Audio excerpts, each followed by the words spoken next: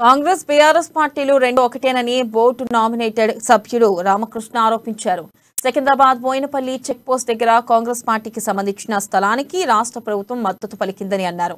Cantonment లో army అధికారుల ఆంక్షలు తీవ్రంగా ఉండడంతో ప్రజలు తీవ్ర ఇబ్బందులకు గురవుతున్నారని, వెంటనే ప్రభుత్వం స్పందించి వారికి హౌసింగ్ స్కీమ్ ద్వారా పట్టాలు ఇవ్వాలని ఆయన కోరారు. లేని పక్షంలో తాము బెనిఫిషరీ లిస్టును తయారు చేసి ఇస్తామని హెచ్చరించారు. రాజకీయాలను అతీతంగా ప్రజలను ప్రభుత్వం ఆదుకోవాలని రామకృష్ణ డిమాండ్ చేశారు. డిస్కషన్ జరిగింది.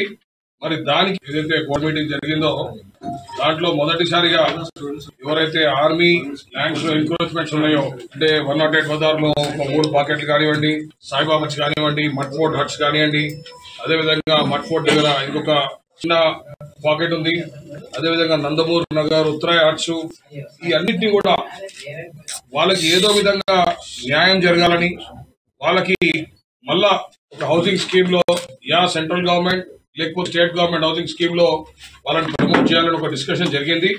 మరి దానికి మరీ ముఖ్యంగా ఈరోజు బోర్డు ఒక నిర్ణయం తీసుకుంది. ఏంటంటే ఆ లిస్ట్ ఆఫ్ బెనిఫిషియరీ అంటే ఎవరైతే ఇట్లాంటి ఒక ప్లేసెస్ లో ఉన్నారో వాళ్ళందరి కోసము మేము ఒక లిస్ట్ తయారు చేసి స్టేట్ గవర్నమెంట్ కి మేము ప్రొవైడ్ చేయడం జరుగుతుంది.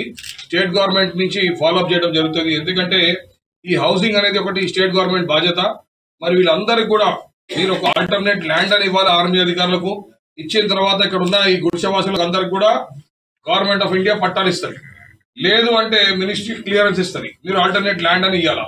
స్టేట్ గవర్నమెంట్ అది చేయని పక్షం ఏదైతే